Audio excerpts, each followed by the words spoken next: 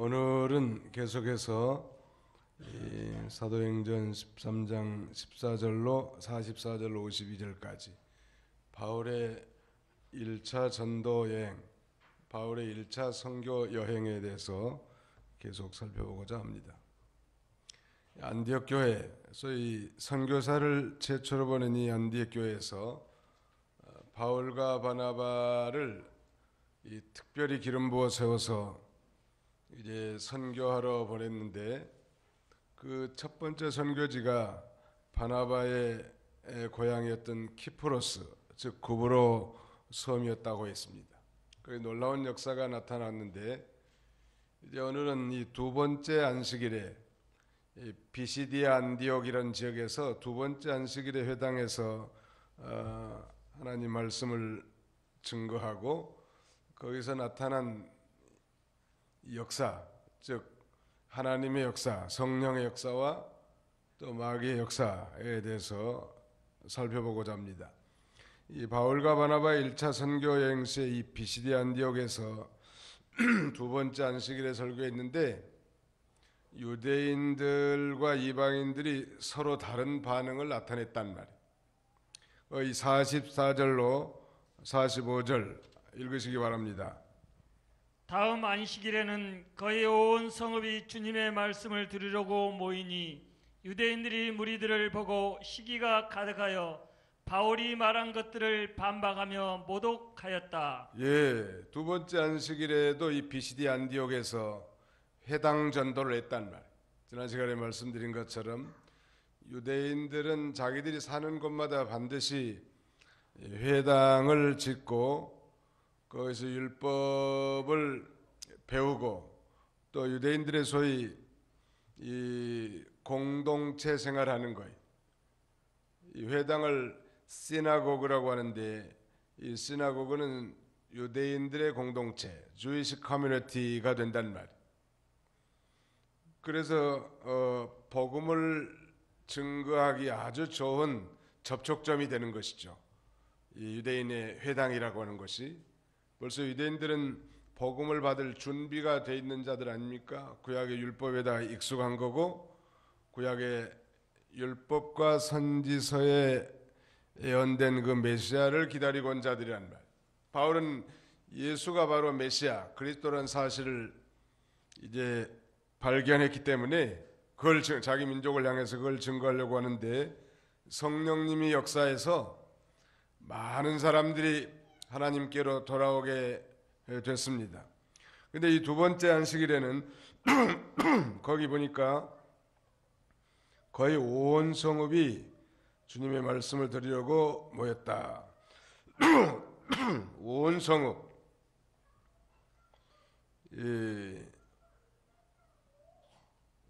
얼마나 무슨 소문이 많이 났으면 온 성읍 사람들이 다 모여서 주님의 말씀을 들으려고 모였을까? 우리가 상상할 수 있겠는데요. 하나님께서는 그 도시에 예정된 하나님의 백성들을 구원하기 위해서 미리 이렇게 마음의 준비를 하게 하신 것 같습니다. 이미 그 도시의 많은 사람들의 마음을 하나님께서 말씀에 대한 관심과 또 갈급함을 갖도록 준비시켰단 말. 하나님이 어떤 교회든지 아니면 어떤 사회가 이 부흥할 이 전조 현상이라고 한다면 하나님의 말씀을 사모하는 거예요. 지금은 중국 성도들도 많이 배가 불렀지만 지금부터 20년, 30년 전만 해도 중국의 특별히 한족들이 얼마나 하나님의 말씀을 사모했는지 이루 말할 수 없어요. 새벽 5시부터 저녁 10시까지 쉼 없이 성경을 가르쳐도 집에를 안 가려고 그래. 더 듣고 싶어 성경을. 근데 요새는 이제 많이 배가 불렀다고 합니다. 그렇게 이 사모하는 하나님의 말씀을 듣기를 사모하는 것이 이 부흥의 원동력이에요. 에스라 이 강사를 초청해서 이 느헤미야 성을 쌓고 수문앞 광장에서 말씀의 잔치, 소위 사경회를 하는데 그 사경회를 통해서 부흥하는 그 원동력은 두 가지. 첫째는 하나님 말씀 듣기를 사모한 거고, 두 번째는 모이기를 사모한 거예요. 이 두 가지가 겸비되어 있을 때 되게 놀라운 부흥의 역사가 나타났죠. 이 미국 교회 역사를 보면 아주 그 부흥의 역사들이 나타나곤 했었는데, 특별히 전쟁이라든지 경제공황, 사회적 재난을 겪은 바로 직후에 많은 성도들의 그 심령이 갈급해서 하나님을 찾고 부흥의 역사가 일어났다고 합니다. 특별히 그 2001년 9.11 테러, 이 사람들은 911이라고 합니다. 9.11 테러가 겪은 다음에 미국의 본토가 공격받았다고 아주 하면서 많은 그 백인 보수층 기독교인들, 물질의 탐욕과 세상의 탐닉으로 말미암아 하나님을 마음으로 떠났던 이 그리스도인들이 911 사건 이후로 교회로 많이 몰려들었다니, 엄청난 사람들이 구름대같이 이 교회로 들어오는 거예요. 그러니까 세계에서 가장 번영된 국가고 강력한 군사력을 가진 최강대국이라는 그런 자부심, 물질적인 번영, 사회적인 안정, 이런 것들 때문에 하나님을 믿는다는 이름은 있었지만 마음으로 하나님을 멀리 떠난 그들이었는데, 이 소위 테러리스트들의 공격을 받은 다음에 하나님께로 많이 돌아왔고 교회들이 아주 가득가득 찼다는 거예요. 9.11 사건 이후부터. 우리 한국 사람들도 이거 정신을 많이 놓고 사는 시대이에요. 예수 믿는 사람들도 지금 배가 불러가지고 세상을 기웃기웃하고, 돈과 세상이면 세상으로 의지하고 살려고 하는 건데 그 신앙의 타락한 징조예요. 여기 온 성읍이 지금 주님의 말씀을 들으려고 모였다 한 거 보면 바울의 설교의 요점은 주님의 말씀만을 증거하는 것 같아요. 그리고 이 설교는 성공적이었단 말. 다른 얘기를 한 게 아니고 성경 말씀, 하나님의 말씀을 증거했는데 그 하나님의 말씀을 들으려고 이렇게 많은 사람들이 몰려들었고 또 놀라운 역사가 나타났단 말. 하나님의 말씀을 증거하는 게 참 설교의 핵심인데, 그 이유는 하나님의 말씀에 능력이 있고 복음의 능력이 있단 말. 하나님의 말씀만 전했는데 그 하나님의 말씀은 좌우의 날선, 어떤 검보다도 예리하여 혼과 영과 관절과 골수를 찔러 쪼개기도 하고도 남음이 있다고 하지 않았습니까? 그러니까 하나님의 말씀을 바울 사도가 성령으로 힘있게 증거했는데 그 말씀이 많은 회중들의 심령을 찌르고 감동을 받고 하나님께로 돌아온 놀라운 역사가 있었기 때문에 그 말씀을 들으려고 온 성읍 사람들이 모이는 아주 대부흥의 역사가 나타나는 거예요. 그런데 그 반면에 그 반대 역사도 일어납니다. 45절에 보면 유대인들이 무리를 보고 시기가 가득하여 바울이 말한 것들을 반박하며 모독하였다. 바울의 설교를 들은 사람들이 가서 많은 사람들에게 선전했을 거고, 그래서 그 다음 안식일에 이렇게 엄청난 사람들이 몰려왔는데 유대인들이 무리를 보고 시기가 가득했단 말.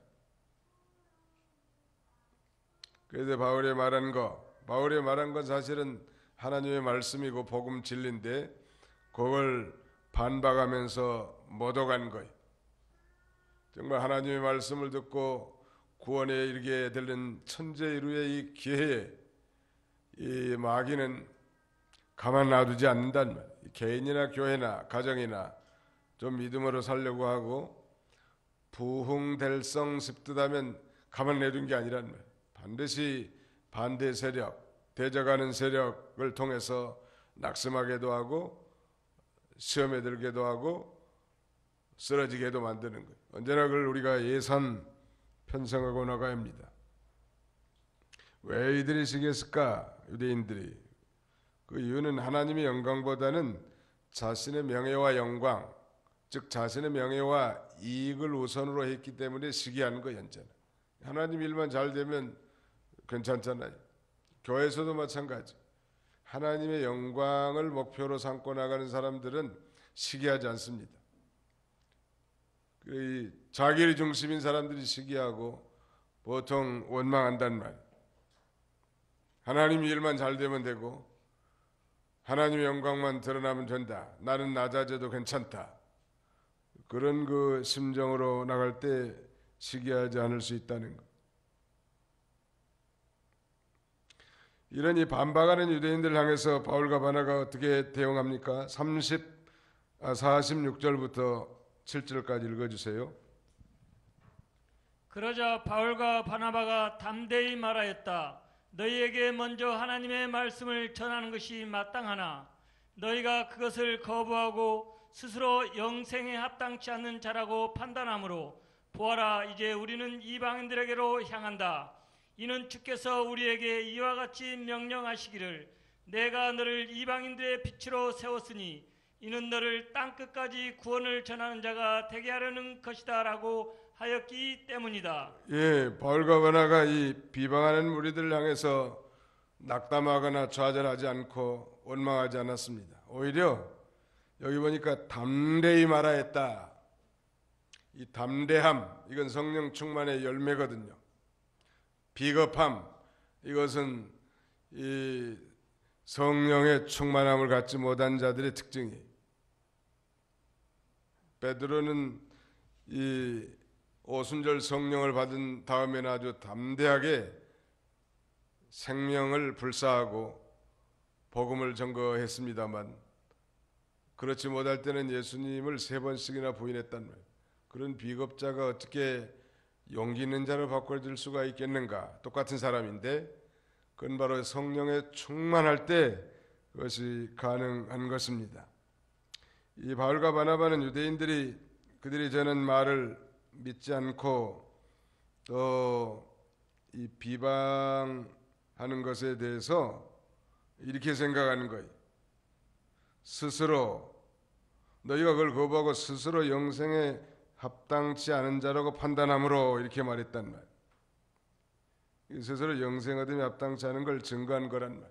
참되게 복음을 증거하고 진실하게 설교를 하는데도 그걸 받아들이지 않고 거부하고 대적하고 비방하는 것은 뭐 기분 나쁘게 생각할 게 아니고 그 받는 사람이 그 영생을 얻기에 합당치 않은 자임을 스스로 나타내는 거예요. 우리가 이 전도, 특별히 전도하신 분들 낙심할 필요가 없단 말이에요. 요새는 뭐 전도지 줘도 잘 받지도 않죠. 전도지 뭐 줘도 안 받는 게 아니라 아주 눈알을, 이런 사람들 눈알도 아니야 눈가라를 짙게 들고 쳐다봐. 어느 사람은 그 자리에서 바로 버려버린 사람도 있고, 아니 뭐 성질 이상한 사람들은 아주 뭐 따져들기도 시작하잖아요. 그런다고 뭐 거기에 휘말릴 필요 없단 말. 그걸 진정으로 받아 믿으면 구원과 영생에 이르는 큰 축복인데 스스로 영생 얻기 합당치 못한 자인 걸 그건 증명하는 것이고 스스로 인정하는 거 아니겠습니까?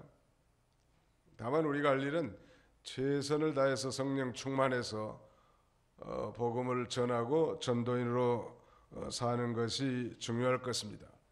여기 보면 왜냐하면은 이 복음은 모든 사람들로 하여금 믿게 하는 게 아니에요.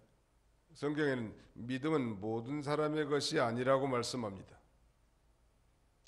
소위 우리 이 조직 신학에는 만인 구원설이라는 게 있고 Universal Salvation, 그 다음에 제한된 속죄가 있는데 우리 장로교 캘비니즘은 소위 limited atonement, 제한된 속죄서를 믿습니다.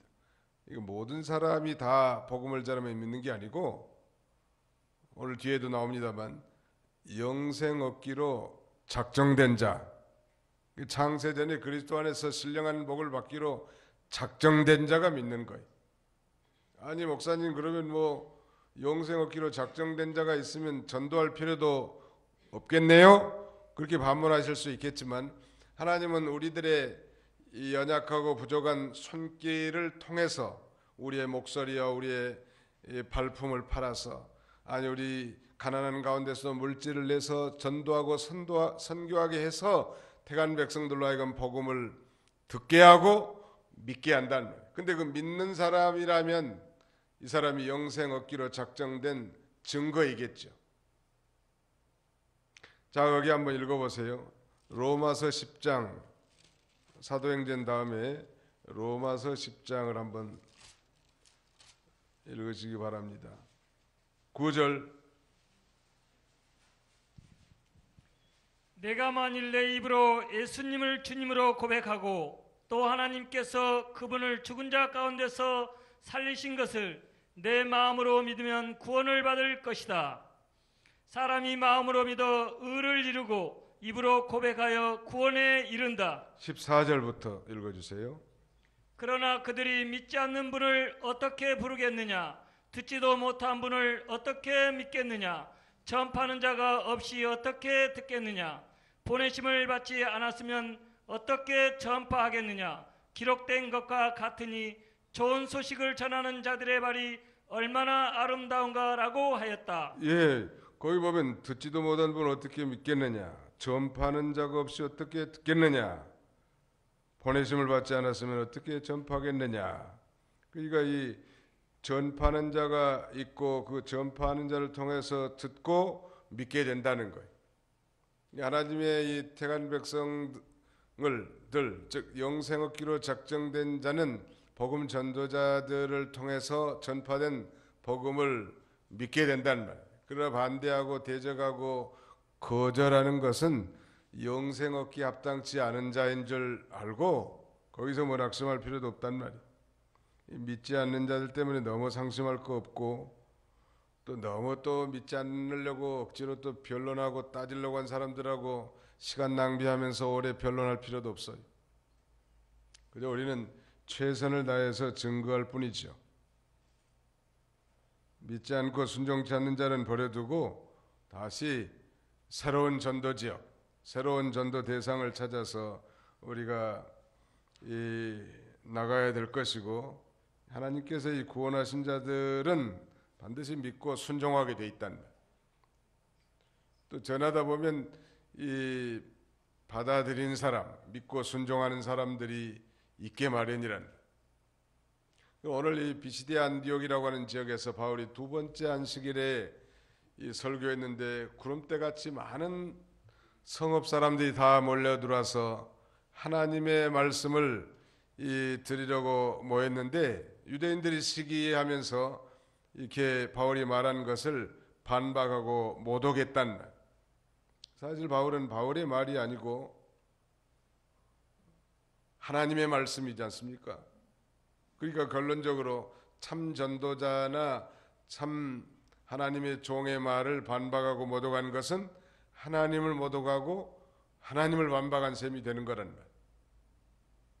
그러니까 하나님께 맡기고 거기에 대해서 우리가 너무 좌절하거나 낙심할 필요 없어요.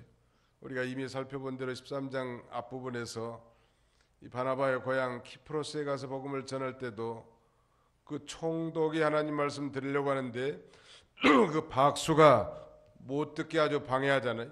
언제나 복음의 역사가 전파되는 곳에 마귀도 역사에서 하나님의 나라를 무너뜨리려고 하는데, 우리가 꼭 알아야 될 것은 마귀는 언제나 뒷북만 치고 댕겨. 한번 따라합시다. 마귀는 언제나 뒷북만 칩니다. 뒷북 친다는 게 무슨 말이에요? 아무튼 무슨 말인지는 모르지만 무슨 뜻인지는 좀 알죠. 아무튼 믿는 자들이 성공하고 승리하는 거지, 무슨 개가 짖는다고 뭐 기차가 안 가나요? 아무리 개가 짖어도 기차는 가게 돼 있다. 아무리 막으려고 해도 동력이 해뜨는 걸 누가 막을 수 있냔 말이에요.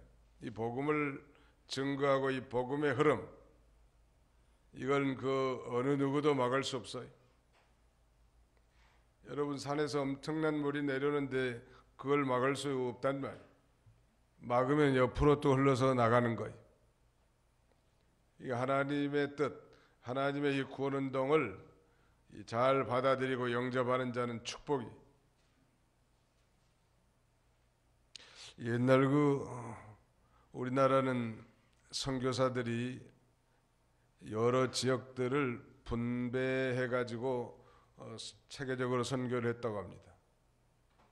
소위 네비우스 선교 방법에 의해서 가령 뭐 호남 지역, 충남 지역 이런 데는 소위 기장측이 많이 했고, 대구, 경남, 부산 이런 쪽은 합동 고신측이 선교를 좀 많이 했고, 강원도, 충청도 일부 이런 데는 감리교가 선교 많이 했고, 이렇게 상당히 이 분할해 가지고 이렇게 선교를 하게 됐는데, 호남의 선교사가 가서 이제 나주에다가 선교 본부를 차리고 복음을 증거하려고 하는데, 그때는 나주가 비료 공장도 있고 상당히 번영된 도시예요.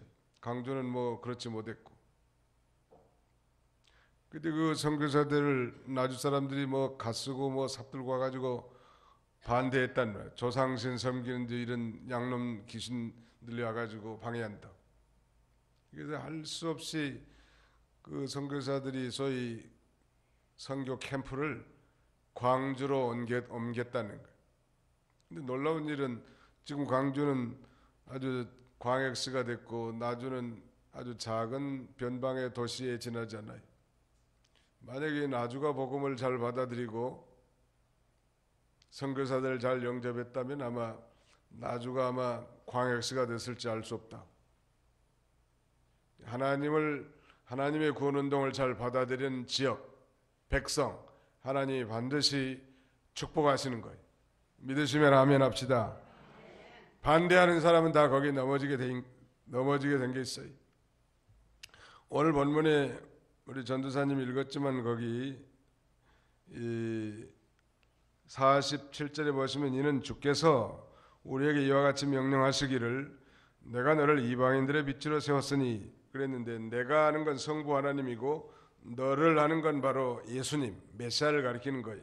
그러니까 성부 하나님께서 메시아, 즉 예수님으로 하여금 이방인들의 빛으로 세웠단 말이에요. 그 이유는 예수 그리스도를 땅끝까지 구원을 전한 자가 되게 하려고 하신 것입니다. 바로 그걸 가리키는 거예요. 그리스도를 이방의 빛이 되게 했다는 것. 또 그리스도의 종들을 통해서 그리스도의 빛이 이방에게 전파되게 했단 말이에요. 오늘 지금 이 유대인의 해당해서 복음을 증거하는데 유대인들이 배척했기 때문에 그 복음이 이방인에게로 넘어간, 나주 사람들이 복음을 배척하니까 어디로 갔어요? 선교사들이 광주로 갔단 말이에요. 무명의 도시 광주가 엄청 번영된 도시로 발전하게 된 거예요. 여기 나주 사람 있으면 좀 섭섭할지 모르지만 옛날에 아무튼 그런 이 역사가 사실이에요. 기독교 역사 가운데. 막으면, 그러니까 우리 그리스도인들의 이 삶도 마찬가지. 하나님, 예수 그리스도의 피로 구원받은 하나님의 자녀들은 이제는 하나님이 함께 하신단 말이에요. 그 성도가 가는 것이 복된 것이 되고 하나님이 함께 하시기 때문에 만약에 성도들을 막는다, 막혔다, 내 인생길이 막혀도 복이요. 하나님은 또 그 막힌 사건을 통해서 더 잘되게 하시는 하나님 믿으시기 바랍니다. 그의 신앙이라. 아이고 이제 절단이다.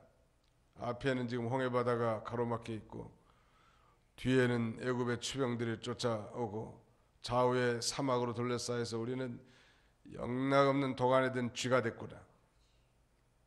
왜 우리가 애굽에 매장지가 없어서 우리를 여기 나와서 바다에 빠뜨리려고 하는 것인가? 그렇게 원망할 필요 없단 말이에요. 백성들은 원망했지만 믿음 있는 모세는 하나님 앞에 기도하니까 하나님이 모세에게 내 손에 든 지팡이를 들고 홍해바다를 가리키라는 거예요. 과연 하나님 명령대로 홍해바다를 가리키니까 바다가 쫙 갈라져서 백성들이 이 홍해바다를 육지같이 건너지 않았습니까? 얼마나 기쁘고 감격에 차든지 홍해바다를 건넌 저편에서 이제 미리암은 속을 들고 춤을 추고 여호와 하나님을 찬송하는, 정말 여호와 하나님 참 대단하신 하나님이라, 그런 기적적인 하나님을 체험하게 된 거예요.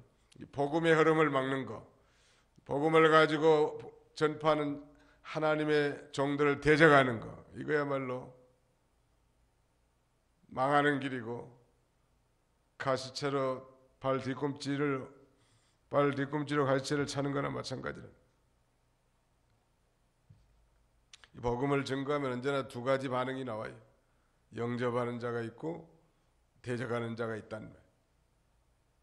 모두가 다 영접하면 참 좋을 것 같은데 그렇지 않아요.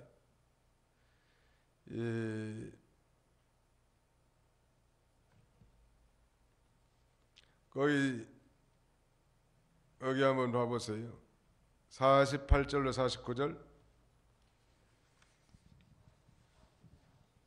읽으시기 바랍니다. 48절로 49. 이방인들이 듣고 기뻐하여 주님의 말씀을 찬양하였고 영생을 얻도록 작정된 자들은 다 믿었다. 예, 유대인들은 여기 아주 시기하면서 바울을 반박하고 모독했는데 이방인들은 이 복음을 듣고 기뻐하여 주님의 말씀을 믿고 찬양했단 말. 그리고 영생을 얻도록 작정된 자들은 다 믿었다. 이거 보면 영생을 얻도록 작정된 자가 있단 말. 우리 에베소 1장 3절 이하에 보면 창세전에 그리스도 안에서 우리를 선택했다고 하지 않았습니까? 에베소 1장 3절에 우리 주 예수 그리스도의 아버지 하나님을 찬양하자. 하나님께서는 그리스도 안에서 하늘에 속한 모든 영적인 복으로 우리에게 복을 주신 분이시다. 그분께서 창세전에 우리로 사랑 안에서 그분 앞에 거룩하고 흠이 없게 하시려고 우리를 그리스도 안에서 택하셨으며 그분의 기뻐하신 뜻을 따라 우리를 예정하시어 예수 그리스도로 말미암아 그분의 아들로 받아들였으니 그랬습니다. 여기 보면 그리스도 안에서 창세전에 택하셨다고 했고 선택, 또 그분의 기뻐하신 뜻을 따라 우리를 예정하셨다고 했습니다. 작정, 같은 말이. 이 하나님은 이 소위 작정과 유기, 선택과 유기 두 가지가 있는데 우리가 이 유기된 자가 아니라 선택된 자로 삼아 주셨다는 건 참으로 우리가 하나님 앞에 찬송하고 영광을 돌릴 만한 일이에요. 그것도 영생 얻기로 작정됐다는 거 참 감사한데 우리가 복음을 증거하고 전할 때 바로 이 영생 얻기로 작정된 자는 그걸 성령으로 믿어지게 하고 믿고 구원을 얻고 하나님 앞에 찬송을 돌리게 된다는 말이에요. 이 선교나 전도를 통해서 그리스도의 복음이 만민에게 전파되는 과정에서 우리 두 가지 우리가 기억해야 될 만한 구속의 원리가 있는데 하나는 이 접붙임에 올리고 다른 하나는 가지치기에 올립니다. 상당히 중요한 거예요. 복음을 증거하고 또 우리가 선교를 통해서 그리스도의 복음을 만민에게 전파하는데 이 접붙임에 올리는 뭐냐면 하나님의 언약은 처음에는 이스라엘 백성들에게만 주어졌죠. 아브라함과 언약을 맺었으니까. 그런데 후에는 오늘날 신약시대는 누구든지 예수 그리스도를 자신의 구주로 영접하고 믿으면 언약 백성으로 다 접붙임을 당하는, 이거 우리가 이방인으로서 하나님의 언약 백성의 접붙임을 받은 자가 됐단 말. 그런데 이 가지치기의 원리는 뭐냐면 비록 아브라함의 자손이라 할지라도, 즉 유대인이라 할지라도 그리스도의 복음을 거부하면 하나님의 언약에서 떨어져 나갈 수밖에 없다는 말. 그러니까 하나는 이 접붙임의 원리고 다른 하나는 가지치기의 원리가 이렇게 우리가 기억해야 할 두 가지 중요한 구속의 원리라고 할 수 있습니다. 오늘 우리는 하나님의 언약과 상관이 없는 자들이에요. 그야말로 이방인들인데 하나님의 이 특별하신 은혜로 우리가 그리스도 예수 안에서 하나님의 자녀가 되었고 하나님의 언약에 참여한 자가 됐단 말이에요. 우리가 이걸 생각할 때마다 우리가 하나님 앞에 감사할 수밖에 없어요. 오늘 유대인들 가운데 예수님을 믿지 않는 사람들은 여전히 자기가 아브라함의 후손이고 할례를 받았고 그래서 자기들은 어떤 삶을 살든지 천국에 들어갈 자로 착각하고 있단 말이에요. 그러나 혈통적 아브라함의 자손이라 할지라도 예수 그리스도를 거부하면 가지치기 침을 당하는 거예요. 하나님의 언약에서 배제된다는 말. 한번 따라서 합시다. 영생을 얻도록 작정된 자들은 다 믿었다. 온 사람이 믿었어요? 예, 영생의 구원은 하나님의 작정에 근거한 것인데 그 작정은 확정된 것이고 그 증거는 예수 그리스도를 믿는 거예요. 그러니까 예수 그리스도를 믿는 사람이 택한 백성이고 영생 얻기로 작정된 자는 우리가 최선을 다하는 것뿐이지 우리가 염소 새끼를 양으로 만들 수 없고 그 다음에 가라지가 알곡되게 만들 수 없단 말이에요. 아무리 좋은 풀을 먹이고 무슨 그 다음에 목욕도 시켜주고 그런다고 해서 염소가 양이 될 수 없어요. 가라지가 알곡이 될 수 없다. 하나님의 이 구원과 영생은 하나님의 은혜로 된 것이지 개인의 선행이나 노력, 공로나 이런 거 가지고 얻는 게 아니란 말이에요. 하나님의 은혜 가운데 작정된 자들이 예수를 믿고 하나님 앞에 영광의 그릇으로 살게 되는 것입니다. 그런데 우리가 조심해야 될 건 하나님의 택한 백성과 하나님의 이 택한 백성과 불택자가 있는데 누가 이거 택자고 누가 불택자인가 이걸 알 수가 없단 말.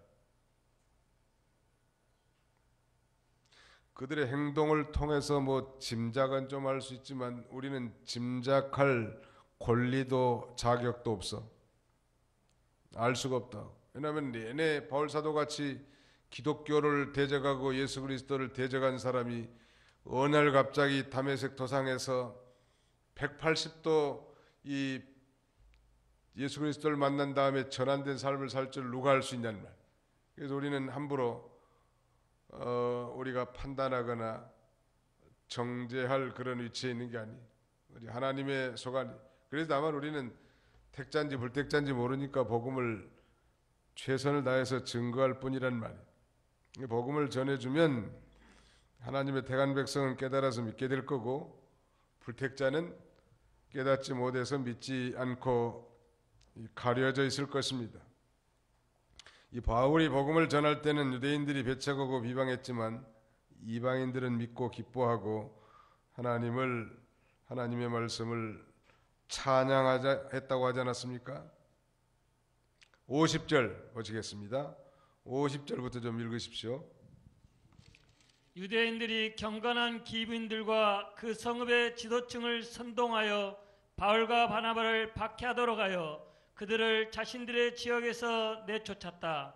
바울과 바나바가 자신들의 발의 먼지를 털어버리고 이고니온으로 갔으며 제자들은 기쁨과 성령이 충만하였다. 예, 바울과 바나바는 그걸 떠나서 이고니온으로 다른 지역으로 전도하러 간 겁니다. 거기서 배척하니까 예수님께서 뭐라고 말씀하셨는가?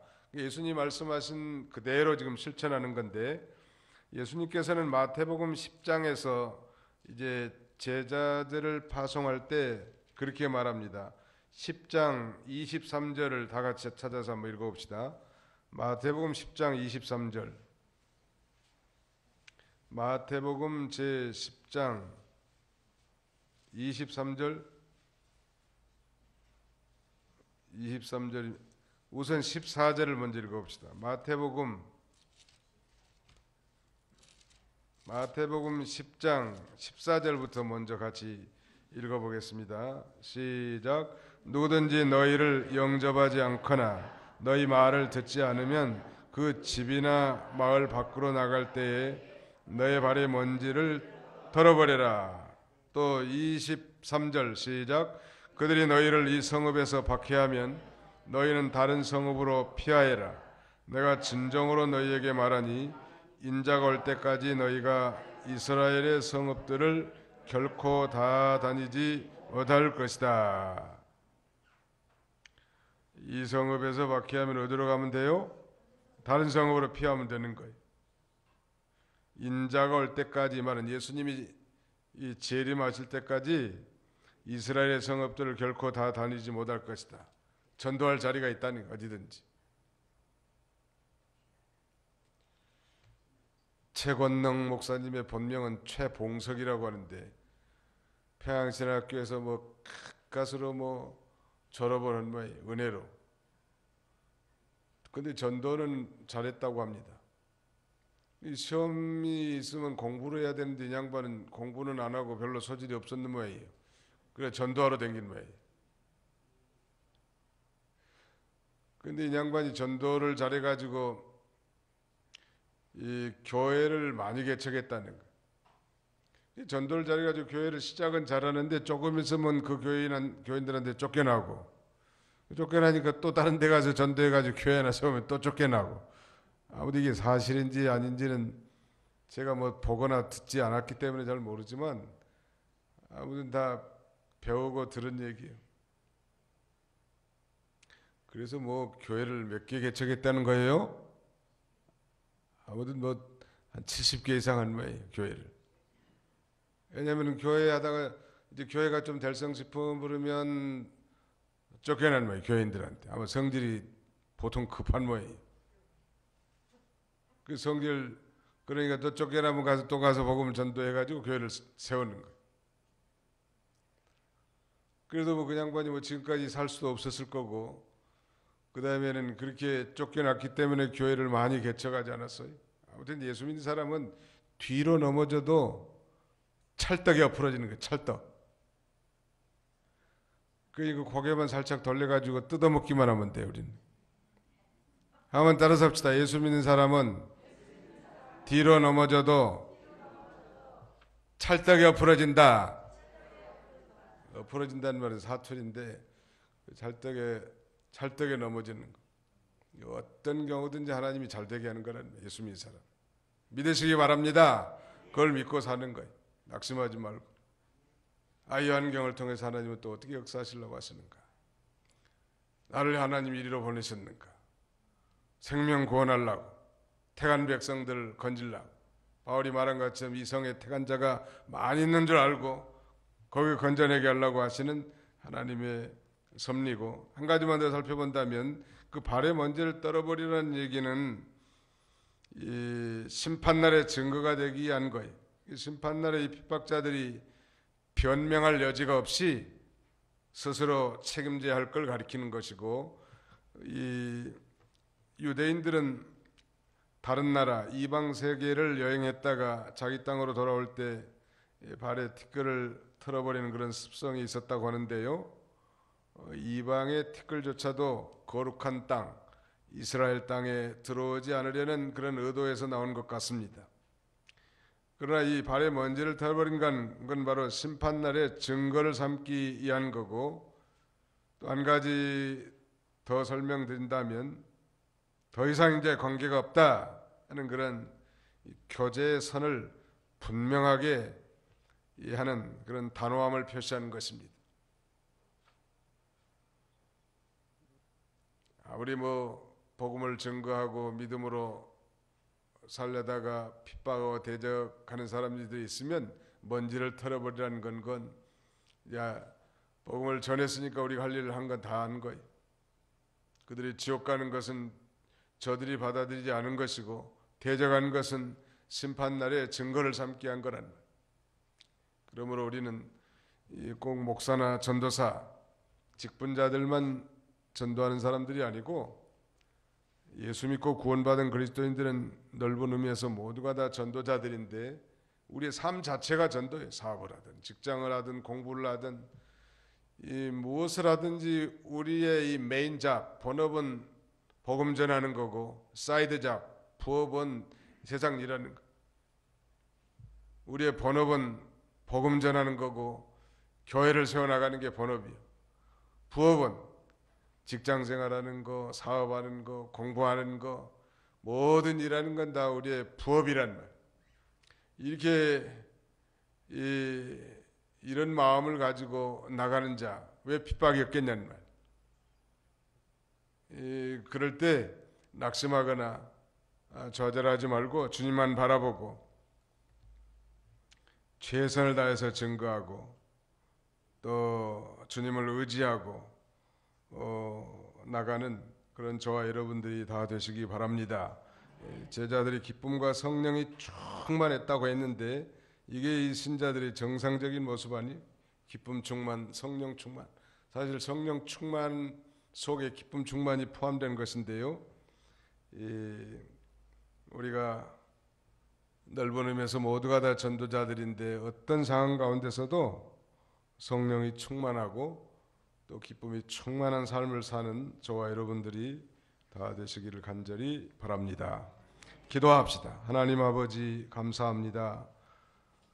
세속 명절을 당해서 원근각지에 흩어져 있다가 다시 주의 전으로 달려나와서 이제 하나님 앞에 이제 자신의 마음을 추스리고 다시 믿음으로 살기를 원하는 주의 권석들에게 하나님이 권고해 주시고 말씀과 성령으로 심령들을 새롭게 하사 이 힘있게 이 전도자의 길을 잘 걸어갈 수 있는 저희가 되도록 하나님 아버지 인도하여 주시기를 간절히 바라옵고 원합니다.